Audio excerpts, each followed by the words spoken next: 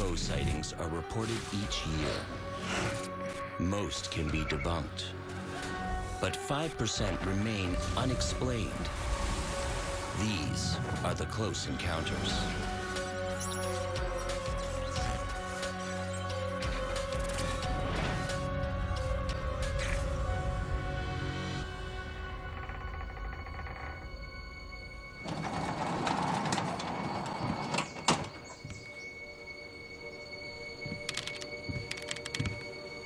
Edwin Fuhr is a hard-working Saskatchewan farmer.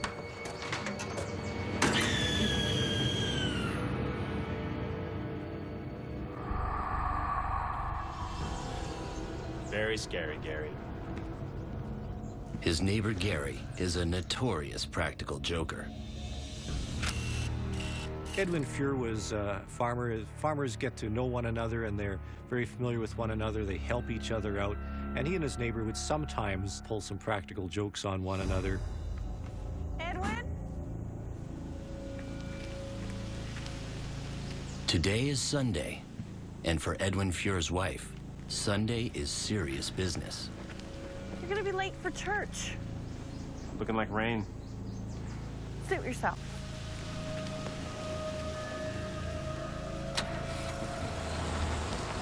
Edwin Fuhr decided that rather than go to church, he would head out and catch up on the harvest.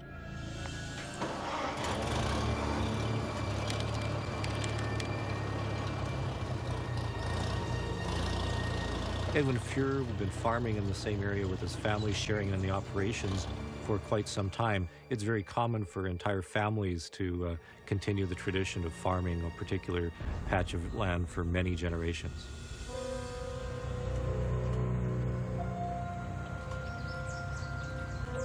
I had the opportunity to talk with Edwin Fuhr a couple of times, and I found him to be a really nice and assuming fellow who is a typical Saskatchewan farmer.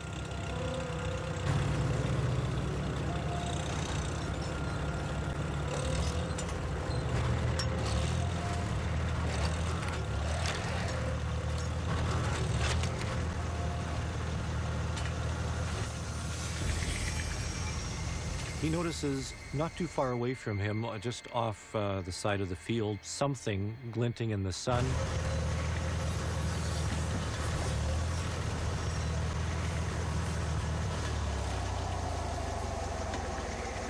What the devil's he doing now?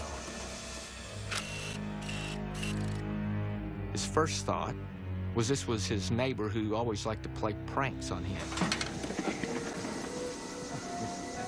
And he gets off to go investigate, okay, what's the prank this time?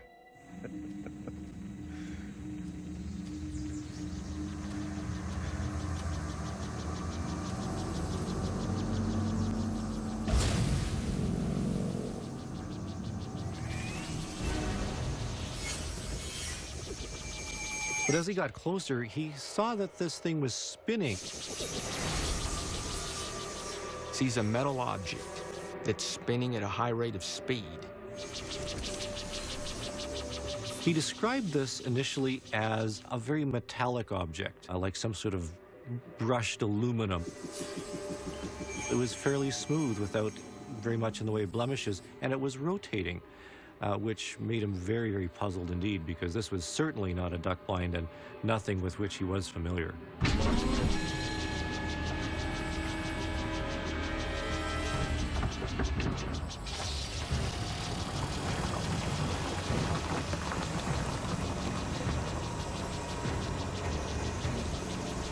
He could also see that there was some sort of pipe or rod sticking out.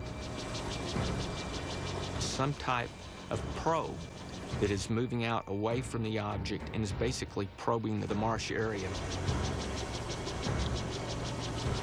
So now his mind is spinning. What is it exactly? Is this real? Am I imagining things? What should I do?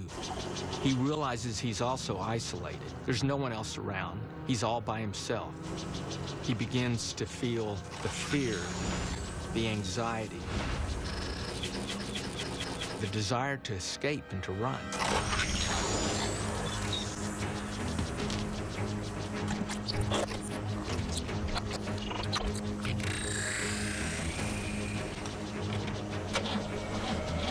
As he gets on his tractor, it's not turning on. It's like in the old science fiction movies. He tries to put his key in and turn the key, but nothing happens. He doesn't know, is it because of the object or is it just because of his fear?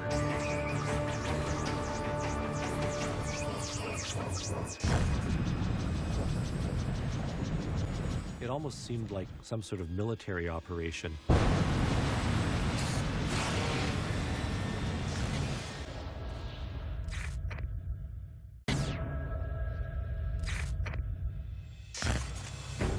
While working his land, prairie farmer Edwin Fuhrer finds a strange spinning object. It appears to be siphoning water from his marsh. It is curious that in some cases the UFOs themselves are in contact with the water, either entering the water or perhaps there's a water tower or a marsh or something like that that the UFO seems to be attracted to.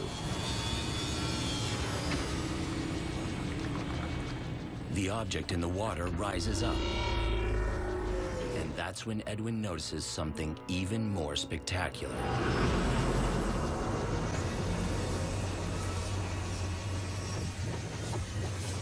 He sees 4 more of these objects, and they're all spinning at a high rate of speed.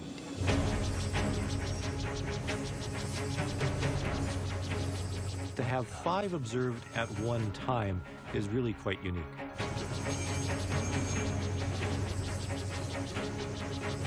All the objects appeared to be upside-down bowls with a bit of a lip or rim.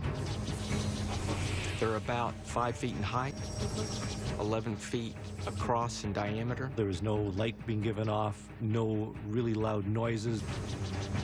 There's no reasonable mechanism of propulsion that's so silent. This case is particularly interesting because it's during the day and during the day at close range.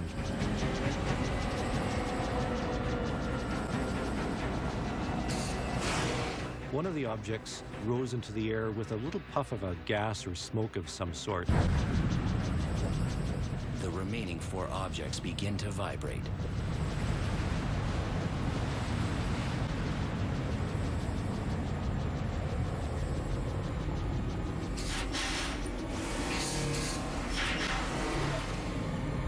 And the others moved upwards in step fashion. It almost seemed like some sort of military operation. All 5 objects were about 200 feet in altitude, and there they remained for 1 to 2 minutes. Edwin remains as well, captivated by the air show.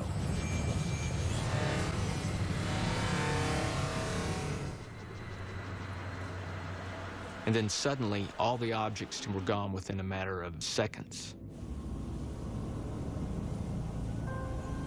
He doesn't know what this is. He doesn't know what to think.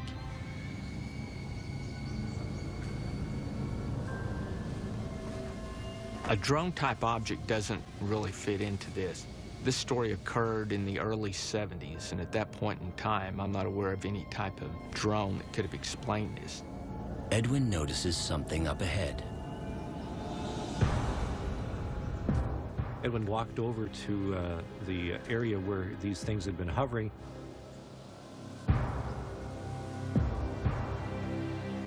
He discovered that the grass had been laid down and swirled.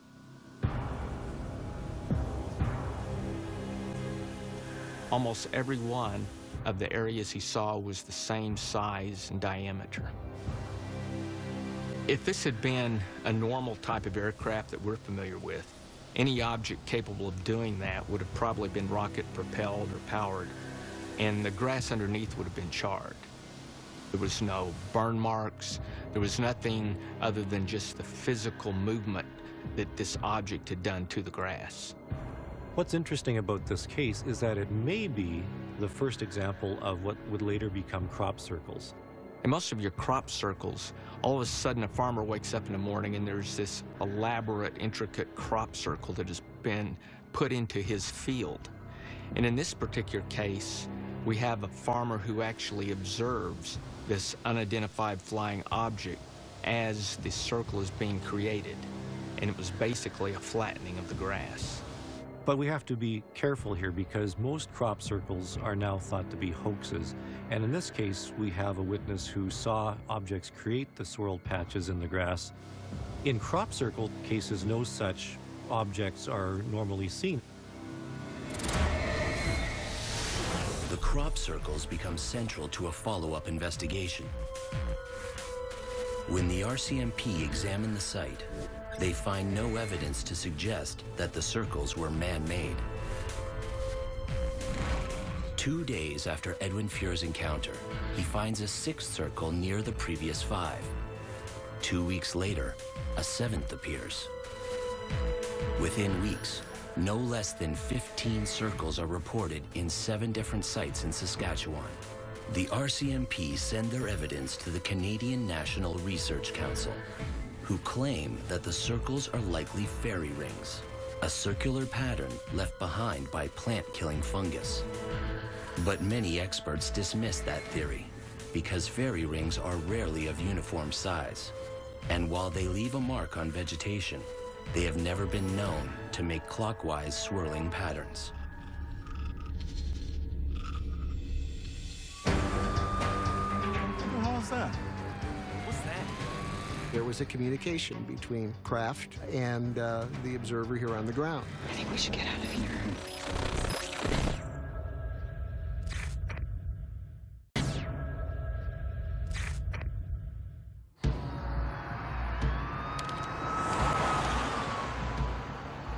Be advised, Chief. Local law enforcement's already on the scene. Rendezvous on Chester Street. Roger that. ETA 2 minutes.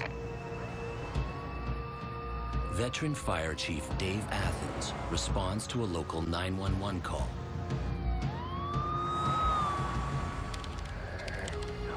That's a good session. Whoop. There you go. There you go. You're welcome. Thank you so much.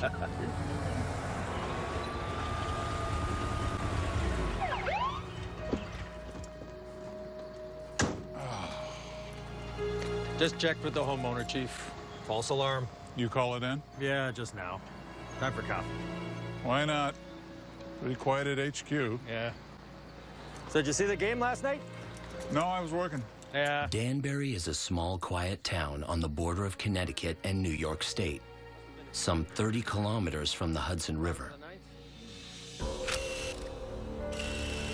The area of Hudson Valley consists of upstate New York. It's a fairly affluent area, very well-educated group of individuals, business professionals that occupy and live in that area. Walk-off homer, bottom of the ninth.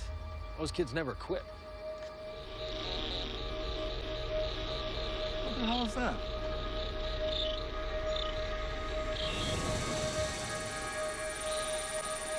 Airplane? Dave Athens saw a series of multicolored lights, very odd kind of lights, in the sky, flashing. Even though we're dealing with upstate New York, we still have a lot of air traffic due to the close proximity of New York City. That area around Hudson Valley is one of the most heavily traveled air traffic areas on the planet. No airplane I've ever seen. Athens noticed that the object was speeding up, slowing down, hovering at times in an odd kind of pattern that didn't seem to have any sense to it, maybe. Must be some of those prop planes out of the local airport. I don't think so, Smith. If planes were causing this, they would have to move at a nice steady speed. They can't hover, for example. Planes can't do that. In addition to what you might say was a ring of multicolored lights, there were some smaller red lights that were initially near the center of the craft, but they were moving independently of this ring, as if they were not really attached to it. Those aren't just lights. All right, I'll check it out. The red light appears to have some type of relationship with the larger object, in a sense that the larger object may be some type of mothership. People have come up with the name mothership to refer to this large object that seemed to be carrying with it these smaller ones, and in this sense it might match what Athens was seeing that night. Shortly after Athens was observing this, several dozen people came and joined him because it was such a distinctive sight in the sky. 1812, go ahead. Just checking to see if there's been any reports of an unusual nature, strange happenings at all in the area. What the? So great. wasn't until the object moved closer that many witnesses were able to discern, as they described, girders or structured beams that were affixed to these lights. The object was gigantic. It was hard to miss it. People wondered, you know, is this thing going to come down further? And if it does, what's going to happen? This is dangerous to have 300-foot objects flying through the air in an area where there are airliners and other aircrafts. What are you doing, Dave? I think we should get out of here.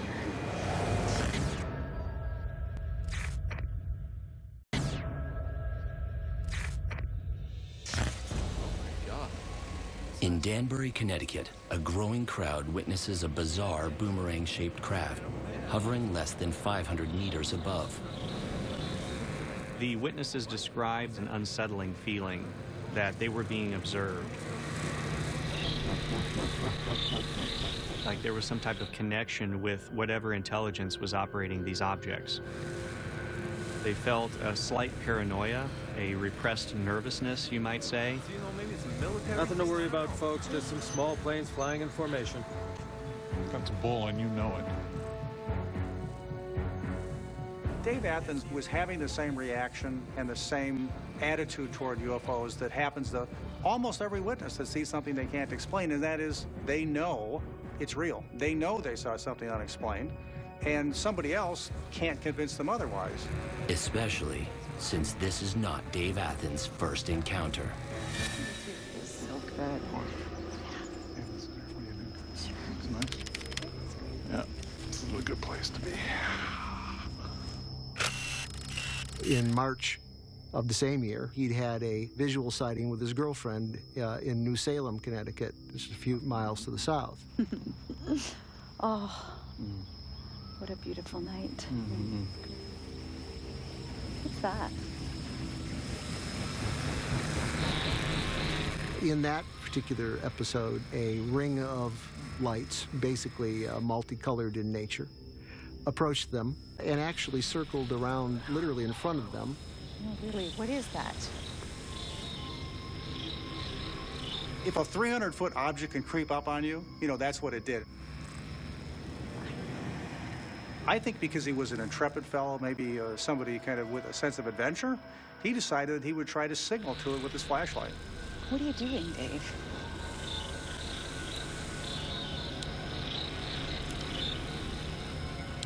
He used combinations of 3 flashes.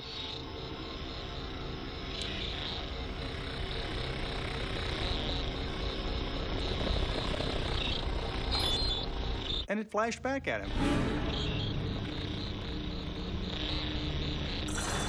So it appeared to be there was a communication between craft and the observer here on the ground. I think we should get out of here. They're back. And now, Dave Athens is reliving that strange experience. You see it the second time, now you're reinforced with the idea that it's real. You can't just slough it off. Some of the onlookers wonder if they're staring at a top-secret military aircraft. If these are top-secret military aircraft, why are they lighting them up like Christmas trees for all to see? Second, why would you be flying it over an area which is well known historically for heavy air traffic? It doesn't make much sense.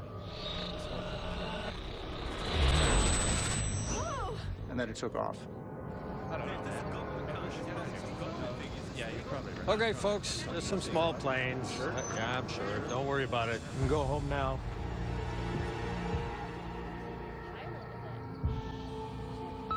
Chief Atkins, this is ladder 212. Do you copy? Go ahead, 212. Chief, we got a one-alarm fire on Maple Street. It's under control, but there's some strange lights in the sky. The unusual sighting is part of what some call a UFO wave. In the UFO world, when we refer to a wave or flap of sightings, it essentially involves a large volume of eyewitness reports in a fairly localized area. In this particular case, between the years of 1983 and 1986 over the Hudson Valley area, an estimated 5,000 reports were documented involving large, unidentified objects. we have firemen, police officers, city council individuals, business leaders, CEOs of companies that have all come forward with their testimony.